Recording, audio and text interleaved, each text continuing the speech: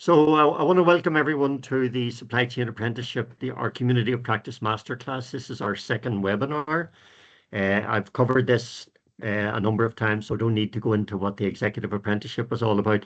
Just a reminder to keep your microphone on mute during tonight's session. They are live because when we get to the Q&A towards the end of the meeting, we'd like you to contribute with questions or comments. And to do that, we'd like you to put a message into the chat. But when you come on to put your comment or question, we'd like you to come on camera and go off mute and make your comment. This event is recorded. The recording isn't shared publicly. It's only recorded for use by students who can't unfortunately make it here tonight. But we do encourage attendance so that people can engage fully in the session. So just a reminder of where we are with our schedule. We had John Melby talking to us last month, and tonight we've got DeAnna Harner from Avanade, who I'll introduce DeAnna in a minute. And just a reminder that our last webinar of the calendar year is coming up on Wednesday, the 10th of December, same time, 7 p.m. Wednesday night. And Samir Al-Madoun from the Muakkad Institute will talk about sustainability in action. And that's in 3 weeks' time. The rest of the webinars for the end of the academic year, I'll be filling those out as we move closer to those dates. So just I've changed this slide significantly since the last webinar, and it's about the site visits in the summer school. So I just want to give you a reminder of some up and coming events. And the ones I want to talk about are kind of large and bold letters. Item 1, and it's next week, and it's on the 26th of November. This qualifies as one of your potential site visits, and it's the Manufacturing and Supply Chain West Conference and Exhibition, and that's actually in the University of Limerick next week. It's an all-day event, free registration. Just Google that and you will find the link. I'll be putting that out on email anyway with the link for anyone who wants to register. Should be it's the first time that's happened in a number of years, and it's the first time it's happened in the University of Limerick. So it'll be interesting to see that's a sister event of the main Dublin RDS Manufacturing Supply Chain Conference, which will be running next May. And it'll be a sort of must-see for manufacturing supply chain practitioners. Just to help encourage you along to the meeting, Dr. Yvonne Delaney will be one of the speakers on one of the panels on that event next month. So that's another reason to attend for you. An important item 2 on my list is one important, and again, this is going to be followed up by email. We've arranged our first bespoke site visit for apprentices. This is news just hot off the press. So there's going to be an opportunity for you to visit the Amazon Fulfillment Centre in Baldonnel in Dublin. As you know, just west of Dublin, you see it if you're driving on the main road from Limerick or Cork into Dublin. And there's a site visit organised for the morning of 20th of January. Details for that will be coming to you on email before the end of the week. Bear in mind that we may have a limitation on numbers, so it will be on a first come, first served basis. So when you see the email, if you're in a position to come along and join us in Amazon on that day, please respond immediately, because as I say, numbers may be limited. And then you can see some more of the events in January through May of next year for either site visits or indeed item 5 on my list is we've confirmed dates for the summer school. Those of you in the first year, whether you're on the diploma, the degree, or the master's program, if you're in the first year of your 2-year of study, you're expected to attend the in-person on our summer school, and that's happening next year on the 24th to the 25th of April. That's a Friday and a Saturday. And again, more details on that will follow as we fill out that agenda. So as always, if you have any more information or any suggestions on how we should be running the webinars or the site visits, or any suggestions you might have on what you would like to see, either contact Elaine in UL or myself on IPICS with questions or comments. So we're delighted to have our speaker for tonight, and I'll welcome DeAnna Harner from Avanade. And DeAnna is an executive strategist in transformation and operations excellence. And DeAnna is going to talk to us tonight on shaping the supply chains for what's next. DeAnna, just to introduce DeAnna, she's got more than 25 years experience leading transformation in industry. And as those of you who were on a few minutes early would have heard DeAnna talking about Boston, which is where she's based. Her career spans leadership roles in global brands, including Cisco, Comcast, Continental Airlines, aviation, automotive, and manufacturing sectors. And she now works for Avanade, which is a division of the Accenture consulting company. She's a US executive on supply chain and artificial intelligence.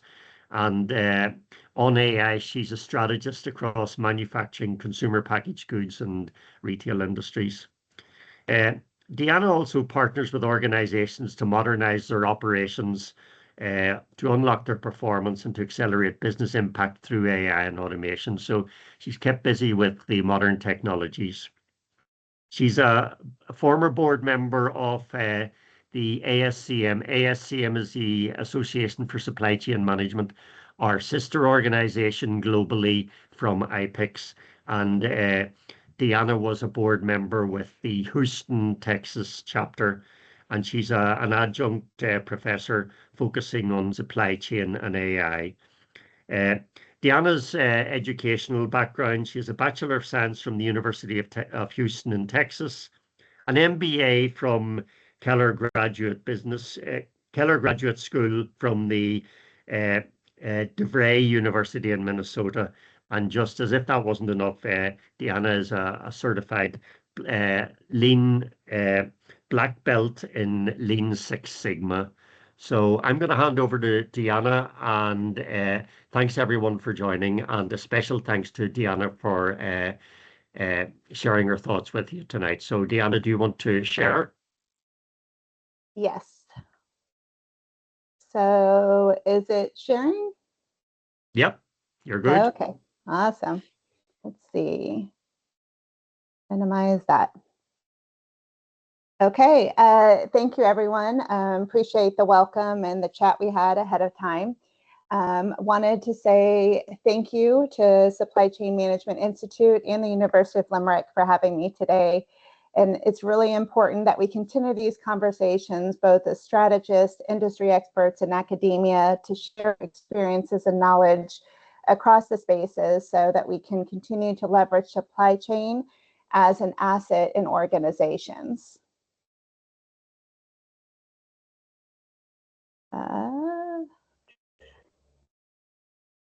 Okay, just wanted to make sure it's working. Okay, yeah, it's moving, yeah. Yeah. So our agenda for today is, about 30 minutes long. We're going to be talking about from COVID to tariffs, what the new supply chain reality is, talking about AI, the human element of AI, and the power of connections and the skills for what's needed next. So I was a supply chain leader for a manufacturing company during COVID. And what a lot of leaders like myself learned during that time was you had to have information at your fingertips because things changed on a minute-by-minute basis. We didn't know when things were going to open, when they were going to close again, and what the future looked like. If you look at the guideline from 2020 to 2025, almost every year we have another disruption that impacts our ability to get goods from one place to another. It is important that when we think about resilience, that we figure out it's not just a buzzword, but it's something that we need to action every day in how we lead supply chain. Unfortunately, disruption probably is not going to stop. We do not know what's next, and that's why we need to be agile and prepared for whatever comes. And this past year, I've spent over 100 conversations with organizations globally about this year's disruption tariffs. And I'll talk more about that. But every time I have those conversations, I think back to COVID and what we could have done from COVID to prepare for tariffs. And if we take the opportunity now, what we can do to prepare for the next opportunity to show resilience. So, like I mentioned, from COVID to tariffs, there's a reality check, right? Like, let's look at how our organizations are set up and make sure that even though there's a different disruptor that's been happening every year for the past 5 years and probably beyond, we need to make sure that we're not just doing the same fire drills. A lot of times in 2025, organizations went into war rooms, right? Like trying to figure out how to do this manually. But we don't want to digitalize chaos. We've digitalized chaos and not workflows. So we have dashboards and we have Excel sheets, but that isn't an automated workflow. And speaking of dashboards, we have a lot of dashboards, but do they have real-time data that allows us to be immediately receptive to whatever's happening in the economy and in supply chain to be resilient and agile for whatever comes next? And our people are working nights and weekends and hours doing manual tasks, pulling Excel sheets together because they're constrained with fragmented data. So we need to look at it and consider how can we be more agile for what comes next, looking at the structure that's needed, and structure starts with clean, connected data and best-in-class processes. Often, our systems and technology fail to deliver. A lot of companies have outdated systems that limit performance. They're very rigid, they're not connected, they don't have the data built in that teams need, therefore creating a lot of outside processes. Our systems are also vulnerable, and that's been revealed in some of the disruptions. Some of the weaknesses in organization systems, processes, and communications. Are we still communicating PO updates with suppliers via Outlook and email? Are we still communicating internal inventory movements via Teams and Outlook? How are we doing the communication internally? How are our processes externally? And how can we look at that differently? Need for resilience. We need to build flexible, streamlined systems that can empower people and keep us out of war rooms the next time a disruption occurs. For me, I think that supply chain reality is that we have to become resilient through discipline and alignment, because the thing that's constant is change. Disruption has been constant in the last 5 years. So how do we do that? We need to look at the importance of data discipline. I talk to clients probably 10 a week about data. And unfortunately, it's not the fun work. It's not immediately producing results.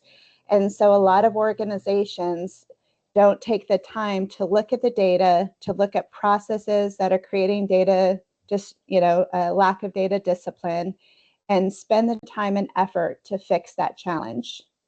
As well, as I mentioned in the previous, when we have disconnected systems, so if we have a system that has our sourcing information, a system that has our procurement information, a system that has our inventory, and then another system that has our warehouse management and our trucking and logistics information, and those are not connected, when something happens, how are we able to respond quickly? We can't. So we go back to the manual process that have gotten us through the last 5 years. But there's hope. We need to be strategic in looking at what we can do to be ready for the next. This is a very personal story to me. So the real world example of 30 ERPs, I mentioned I'd worked for a manufacturing company as my last role in industry. I was actually the director of end-to-end supply chain and later became the enterprise analytics and automation leader. We grew through mergers and acquisitions. We had over 30 ERPs. So imagine 30 instances of Oracle, SAP, and that type of situation. We had no centralized data platform because when we were rapidly growing with mergers and acquisitions, we didn't take the time to make the systems integrated into one. Every decision required us stitching data together manually, and the experience taught me why it is so important that we look at this information ahead of a disruptor and prepare ourselves for it. Unfortunately, what I have found in consulting and leading over 20 leaders through modernization of their systems and tools and processes, my experience was not unique. A lot of times when you say the word Excel chaos, leaders shake their head yes. They understand what that means. So when we talked about discipline and integration, it's important that we look at the reality and how can we take multiple ERPs and combine them into a data system and source that we can use real-time information to make decisions. How do we take data silos to unblock the lack of transparency and create a single source of truth? All of these efforts, while they take time and are not immediate wins, they help us become operationally efficient and allow us to have a quicker response time and show integration to help us with the next resilient challenge that we come across. It is a huge business risk, but what I really am passionate about when we talk about this is not an IT issue. This is a supply chain leadership issue because supply chain teams have the budget, they have the know-how, they have the skills, and they have the need. IT should be leveraged to help us with this issue, but we need to take a lead role in identifying the path, the solution, and work together with technology partners to make it happen. When we talk about technology, whether we're talking about data, systems, or AI, it's extremely important to tie what we're trying to do from technology back to the business priorities. What are we looking at in our industry and our organization? Some of the top 4 things that companies are focused on globally: enhancing customer experience. We spent some time talking about Amazon. And for customer experience, speed and reliability are the new standard. Thanks a lot to Amazon. Think of them. People expect fast, accurate delivery time every time. And in certain locations, they expect to get their items tomorrow or within 2 hours. That sets up our expectations for supply chain to a different level.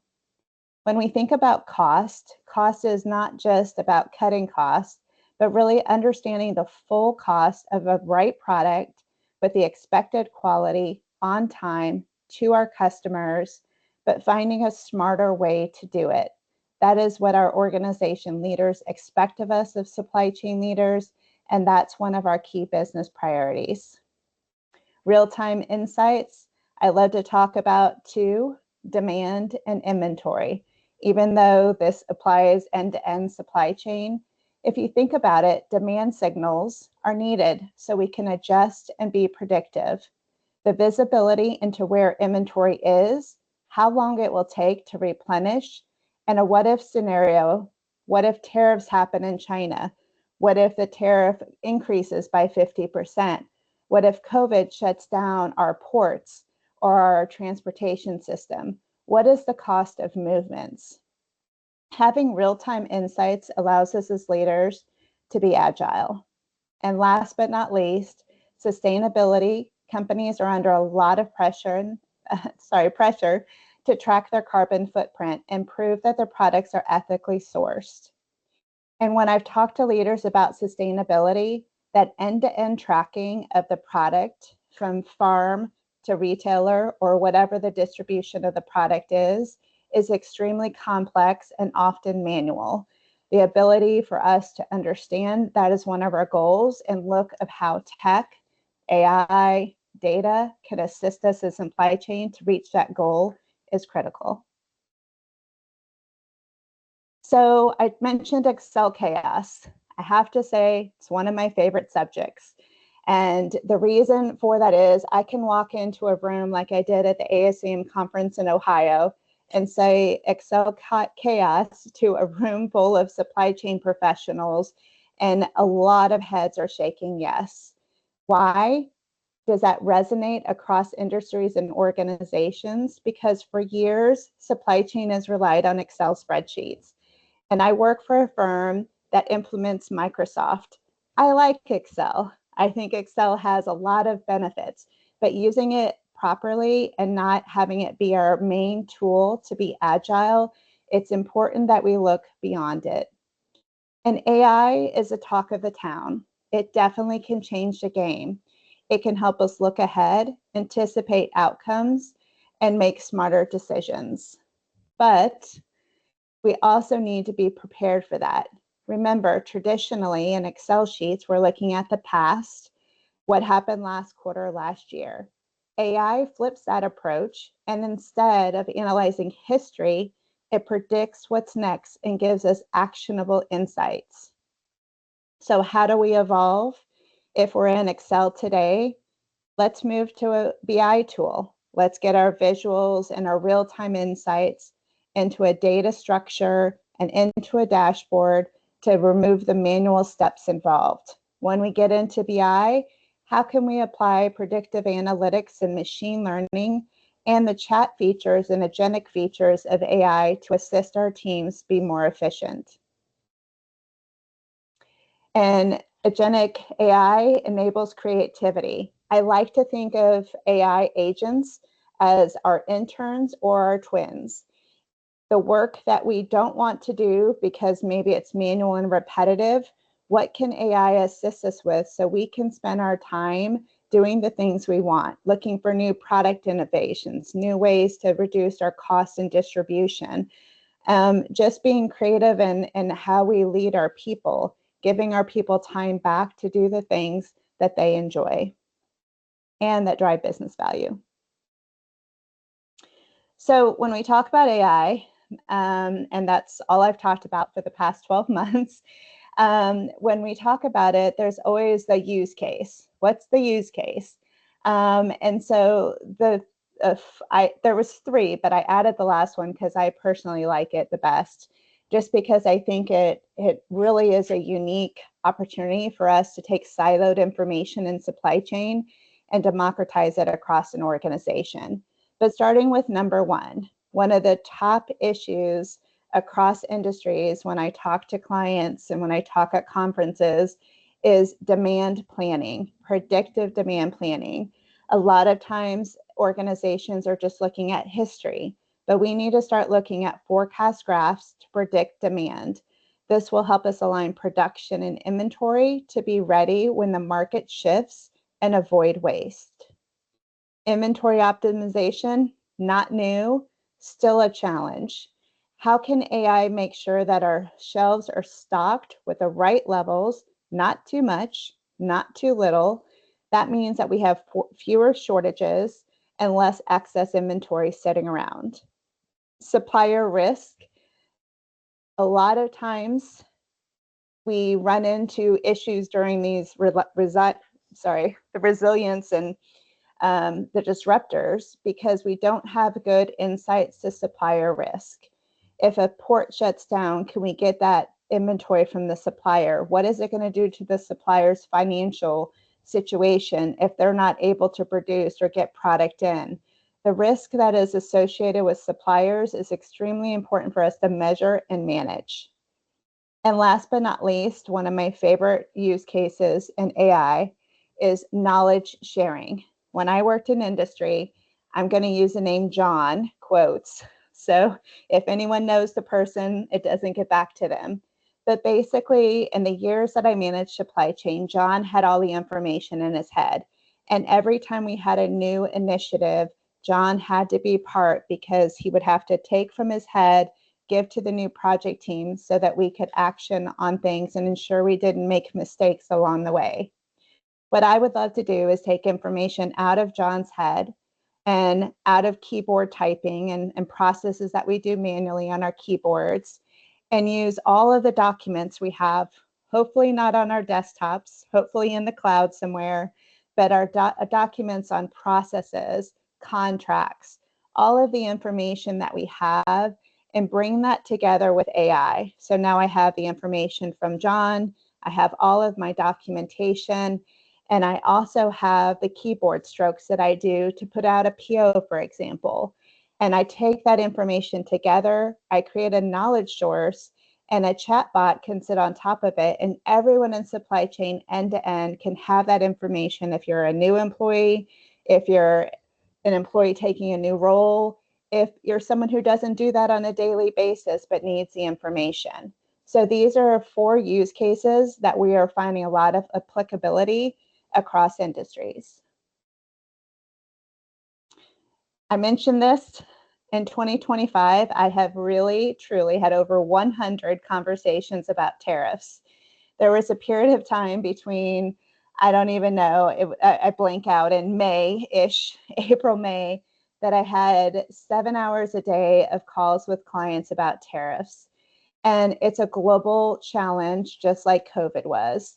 And what we were, having conversations about is how can we use AI and data platforms to help individuals, companies look at being more, looking at their tariff codes. Are they correct? What is the percent? What's the new percent?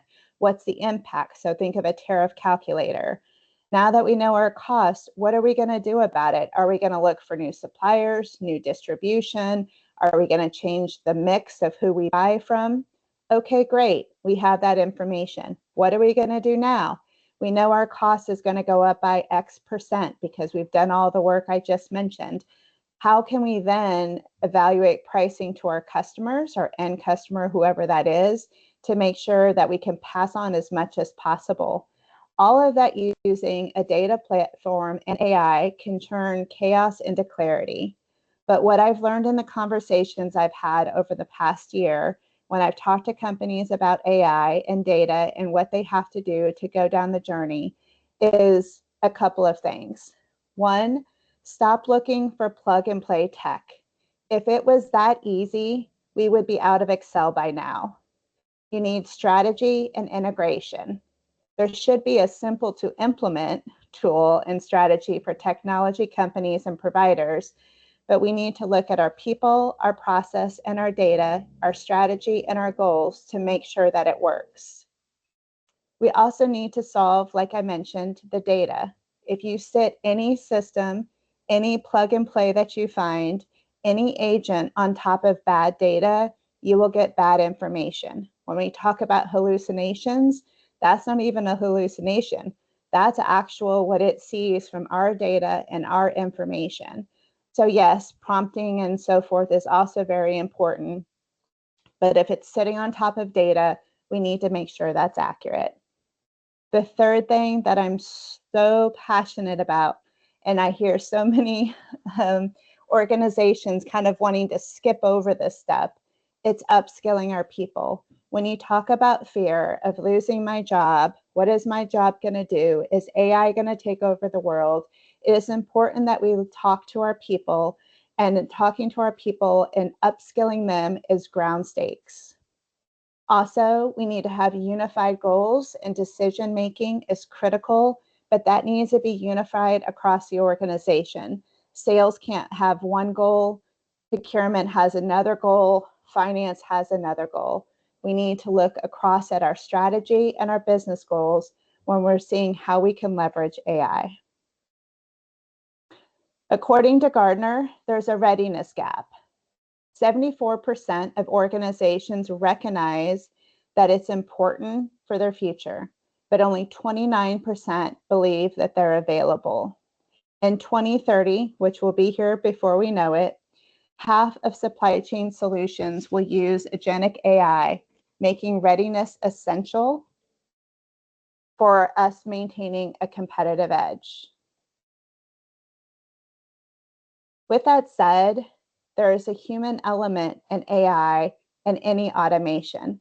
I like to take a step back and think about my role 5-ish years ago in that same manufacturing company when I was asked to step out of supply chain and go into IT and set up that enterprise excellence, center of excellence for automation and RPA. RPA was the buzzword before AI, and we had the same challenges I've described in detail that we're having with AI. It has a great opportunity, but we have to look at it with reality and a human element, and understand that while tech is powerful, leadership is what sustains new processes and ensures that technology drives innovation. It's important, like we've said, to look at our systems, our data, and upskilling, but also about the secret sauce of AI. AI's secret sauce is us, the leaders. Advanced technology can accelerate innovation and transform industries. It can shape the future by driving rapid progress, but tech cannot lead people. Leadership fosters success. Great leaders, they build teams with trust and curiosity. They create a positive environment where teams feel safe to experiment, grow, and essentially for lasting success. A team where they fear their leaders, they fear if they make a mistake, they'll be fired, that they fear change. Those are not the teams that are going to be most successful with AI. So us as leaders, that's what we need to focus on. And also, courage inspires change. So change is hard, whether we're talking about going to the gym a couple more days a week, or if we're talking about implementing AI or doing demand planning in a different way. It is very difficult. Courageous leaders will help teams embrace it instead of fearing it. When people and technology work together, its transformation can really happen. And while I mentioned the challenges we had with RPA, when we did this little triangle and inspired trust, curiosity, had empathy, and led with courage, we created a culture of automation where people were submitting ideas for this automation, and they weren't fearing their jobs anymore, but they were looking to the future success of their role and how they could help the company be successful. As mentioned, change is hard. And I'm not a change management expert, but I've led transformation in organizations for over 25 years. And like the other areas that we don't want to spend a lot of time on sometimes as organizations, data, systems, training, change management is the other area. But without change management, AI also is struggling. Communicate the why. Clearly explain the reasons and benefits behind the change. And if your organization is not looking at headcount reduction, but maybe growth is a big part of your organization, and you're hoping an AI agent will help you keep the people you have, upskill them, and ensure that you don't have to double your workforce, communicate that, share that. People understand, why things have to be changed when it's communicated to them. But they also need to know that and what's in it for me. Empower employees. Give employees the tools, the authority, and the confidence to take ownership. When employees feel empowered, they don't just follow change, they shape it. So think of a time in your career and studies, right, where you felt empowered and excited and inspired. Those are the times that you go out and you learn on your own, you fail fast, you learn quickly, and you're ready for the change that is coming. It is extremely important, especially with teams that are not good at change and organizations that are not good at change, to celebrate the small wins. Small wins could be just John sharing information and helping our knowledge agent be successful. Small wins could be me trying to build a co-pilot prompt and sharing with the team when it's successful. All of those small movements will help our teams be prepared for AI. And just to summarize it all again together, the future of supply chain isn't about technology. It's about you and I and how we lead and adapt. Here's what's changing and why it's important. Just to recap: resilience, means that we have to bounce back from disruptions and get back to business as usual faster than we did in the past. It's now about predictive problem solving, anticipating issues before they happen, and adapting. And what I would just tweak, yes, some of the times we cannot predict what's going to happen. I don't think anyone could predict COVID. I don't want to get political, but could we have predicted tariffs and or the impact of it, the global, downstream effects of tariffs? So while we can't always predict when it happens or the total impact of the incident or challenge, we can be predictive and use what if scenarios to say, okay, well, what if this happens? But we have to do the rest of the work that we talked about. Data discipline becomes strategy. Data is not just numbers. This is another passion point for me. So if I was giving a quiz at the end, this would be one of them. So data isn't just about numbers, it's about a strategic asset. We need to manage it like we would a widget or a product. Imagine if supply chain leaders consider data to be just as important as the widgets that they manage. Strong data practices drive better decisions and smarter strategies. AI can shift us towards augmenting the people we have. Most organizations that I've spoken to and most organizations that I've worked in don't have enough people. People are working hard. They're, doing the best they can with the tools and the training they have. AI gives us the ability to augment our people, enhancing their capabilities. So consider AI your twin or intern.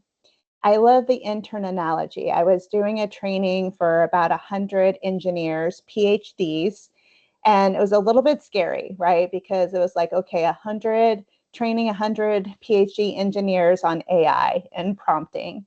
But what we talk to them about is like when you're talking to AI and you're doing chatting, think of it as your intern, right? If you were giving an intern information, you would have to ask a lot of detailed questions or provide a lot of detailed prompts. And so when you think of AI as a twin of yours to help you, an intern of yours to help you, it takes some of the fear and opens up your mind to saying, hey, how can it augment me and not replace me? And also, as we talked about, leadership and empowerment is key. Our people will follow us, and if we empower them to be open to change, and I've heard a lot of leaders when they talk about AI, and I love the phrase, fail fast. We should encourage teams to fail fast with AI and make changes so we can get ready for the next opportunity. And just a quick note on, careers. I like to talk about this for just a quick moment. In supply chain, I think these three things are key. Be curious, be connected, and be courageous. Curiosity can open the door to new ideas, technologies, and opportunities.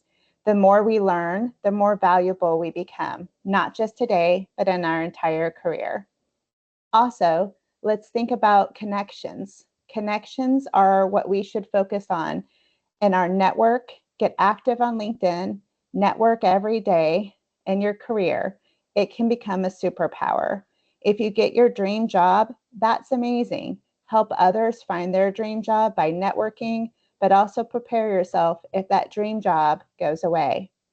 Be courageous. Don't wait for opportunities. Reach out and embrace people in your network or expand your network to include people that you want to know. Introverts like myself can do it as well. Find something that makes you comfortable, like coffee, and ask people to chat. Find a way to make it natural and something that you feel comfortable enjoying and doing. And finally, I just want to say again, thank you to the Supply Chain Institute and the University of Limerick and the team and the facilitators on this call that made it possible. Very glad to have met you in Ohio. Connect with me. You can scan the QR code. Connect with me on LinkedIn. Always glad to have additional conversations. And final thoughts, remember, supply chain starts with us, our curiosity, our courage, and our connections. Let's keep learning and growing together. Now, DeAnna, thank you very much. I love the way you've sort of melded together both the technology, but also the sort of strategy and the business. You know, it wasn't just about AI or ERP. It was also about empowerment and trust and courage and integrity. So I'd like to open it up to the attendees, to the apprentices on the call. If you want to key in any message into the chat, and then I can put you to raise your question or comments to DeAnna. Dean has a question. Dean, do you want to come off mute, come on camera and put your comment or question to DeAnna? Yeah. Thanks, Dean. Away you go. Hi, DeAnna. Thanks for today. Just a question. How would you approach going from Excel chaos to AI when it comes to sensitive data? Yeah, so you need to first put it in a data platform and have security around the data, role level security, who can access it, and ensure that the data platform is, agile enough to add information and be real time. But that is step one. And then when you have your data secure, you have role-based security on who can see what, place in an agent on top of that with the right restrictions. Again, as part of, implementing AI is looking at the security piece too. Do you want it to be able to go out to the internet? Do you want it to just look at certain folders? What information can I access versus what you can access, right? So even if we were taking Excel and going to Power BI or Tableau, we have to have those same conversations. So it's data first, ensure that the data is there and available and accurate in real time, and then look at the agent and the security and, the fail proofs of what it can see and not see, and build that into the agent. Does that answer your question?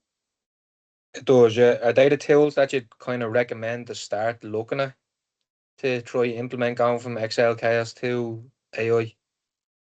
What was the question? What data platforms? Yeah, Power AO and Yeah. So it totally depends on the organization. Like I work for an organization that supports Microsoft, right? Technology. So Microsoft technology has Fabric. That's its data platform, but most organizations may pick Dataverse, Databricks. There's a lot of other data platforms out there. I am agnostic on what data platform that's picked. It's just important to do the work, the hard work, right? To make sure that you get the information transformed and accurate in one place in real time so you can lead with confidence. Perfect. Thank you. Thanks, Dean. Any other questions or comments? Anyone wants to? Yvonne, I don't know, you've come up. Yeah. Do you want to raise a question? Go ahead. I do, yeah. Thanks, DeAnna, for a really, just to reiterate what Fergal had said there about, you've crossed all the boundaries there between, planning, change management, the different platforms, IT systems. What I suppose my question really relates to, in the era when we have massive investments in ERP systems and doing our best to integrate systems, we still have planners using Excel sheets. And Yes. now the famous moving on to Power BI and all that. Now, why would you think that is? Because I can't get my head around it. So one of the jobs I had for Cisco Foods, it's a global, it's mostly US, food distributor, right, of restaurants and hotels and et cetera. I was on the team that was implementing SAP. And so we were going away from a homegrown ERP system to SAP. It is one of the biggest ERP failure stories in the US history. And since then, I've worked on a lot of ERP projects, and my company does a lot of ERP projects. And I would say it's the same reason RPA does not succeed, AI may not succeed. It's because we don't want to take the time and effort to do it in a phased approach And the business leaders they have to be engaged in it. It has to be business first and not led by technology. Technology teams are the ones who give you the tool, make sure it's secure, make sure it's, going to be reliable and stable. But business leaders have to decide how to implement it, at what phase structure to implement it, and they have to own it. A lot of times what I see is they're like, that's an IT project. I'm going to do this project over for my team this year in supply chain. I'm going to look at inventory optimization. ERP is IT. So I think that's a big piece of it. I also think we try to do too much, right? And so I know with the Cisco example, when one of the leaders was leaving the organization after kind of the attempt was not going well, he said that he didn't look at the impact to the people, the process, the operating model of people's roles changing, and the technology. That is a lot of change. And if your organization is not really prepared for that, and to take it in bite-sized pieces, so maybe you change people's roles first, right? You're not a buyer anymore, you're a commodity manager. We're going to make those changes. And then we're going to go and look at your processes to do commodity management, and we're going to change your processes. And then after we get you through those 2 steps, we're going to implement this new tool, right? But a lot of times ERP does all 3 of those together fast and push from technology. And how a PO is routed, how a PO is handled, how a PO is approved is not owned by IT.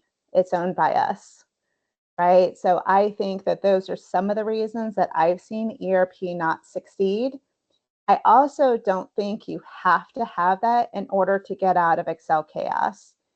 With all of the advancements in data platforms like Microsoft's Fabric can connect to Oracle, SAP, Anaplan, anything, right? SharePoint, share drives, anything that's cloud-based, and it can bring it together, right?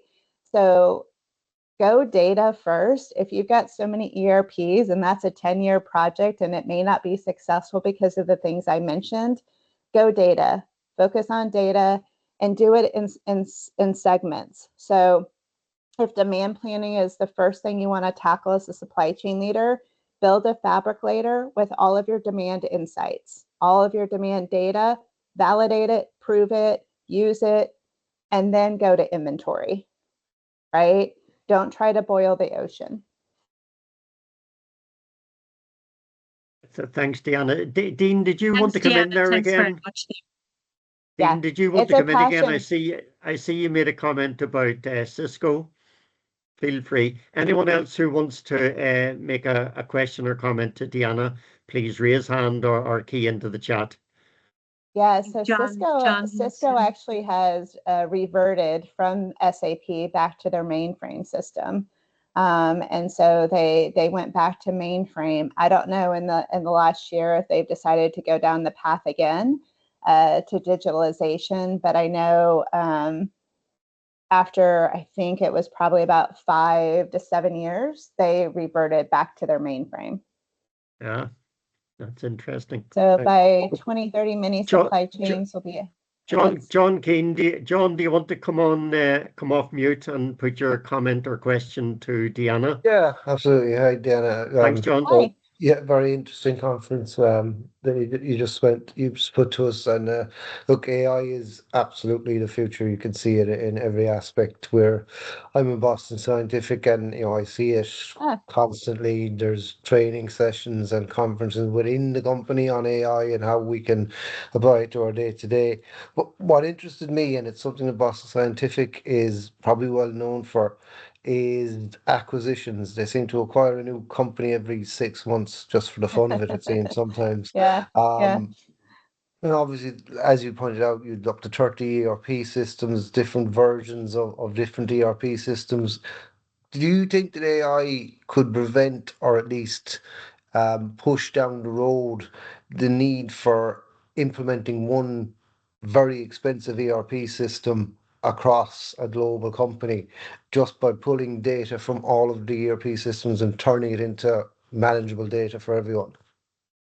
So you can, right, do that. And there's also AI being used for ERP implementations to actually make them faster, right? To look at processes and using AI to like really understand processes and to make the ERP process go more efficiently, right? And have a higher level of success, plus be, like I said, faster. That's in the early stages. So to see if that's successful, we probably have a year or so before we can get back and see if that's successful.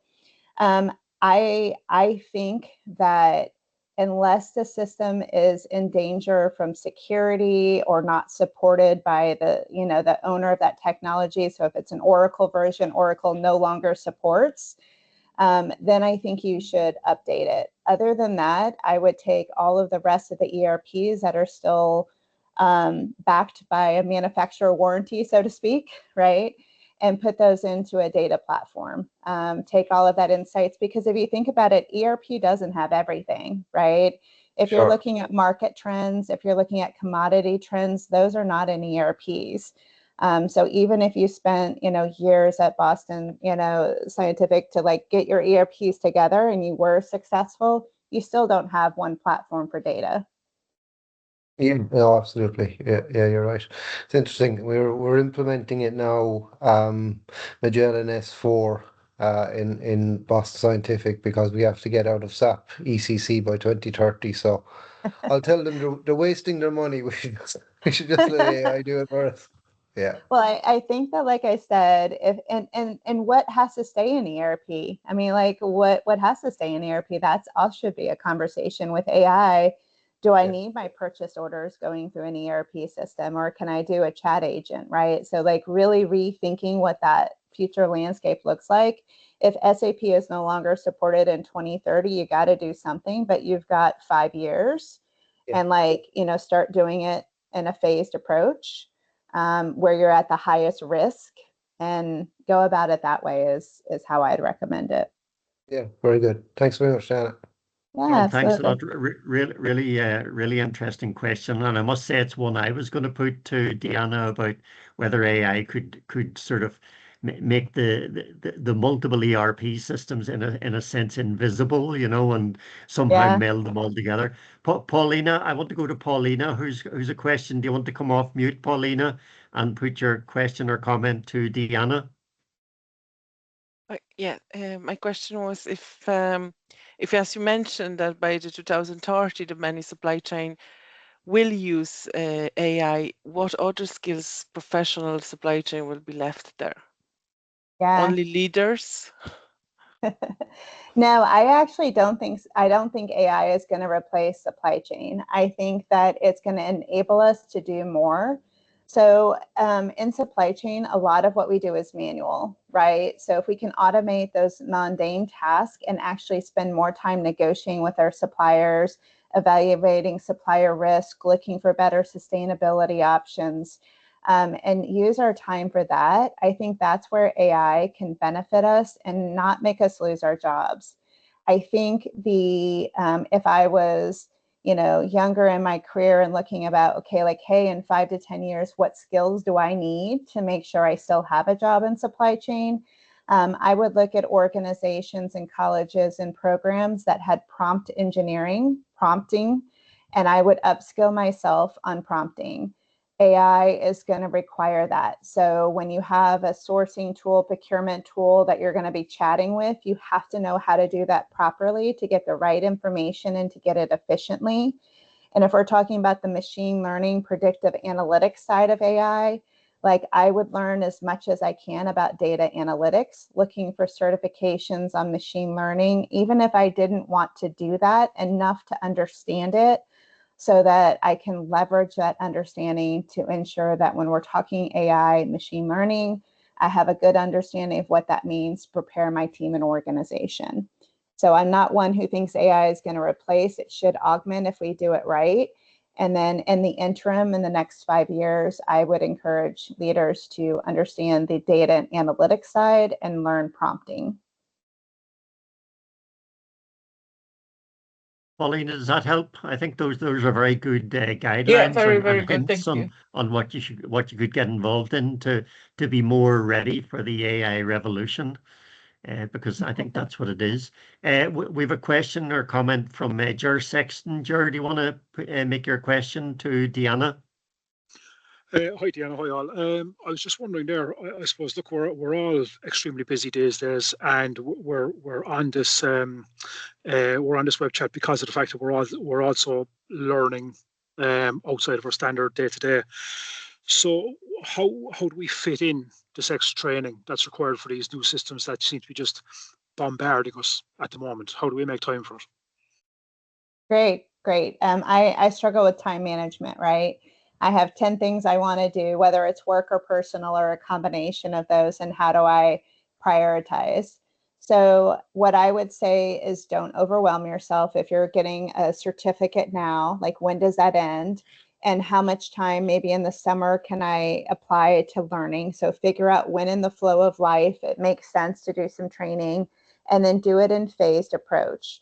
So you can do an hour training on a Saturday, right? Potentially, or maybe Thursday you don't have class. Like, so I would look at it as, not having to do an 8-week program now, but like, how do I learn a little bit as I go? And if your company has Microsoft Copilot, M365, and Outlook and Teams and Excel, figure out how to use it. Microsoft and YouTube have a bunch of videos on how to do it, how to prompt, how to be successful. Like, take 30 minutes out of your day and say, okay, I'm going to go on and look for a video on how to make meeting minute notes in Teams more efficient for myself. And so if you just do like one thing a week and learn a little bit more, then you're going to build the skills you need and not overwhelm yourself by taking on too much at one time. Could I come in there, Yep, Ger? thanks very much. I've given Elaine some bite-size e-learning for you, and it's in the program. I think it's in your program information page on different types of learning you can do in 4 hours, in 2 hours.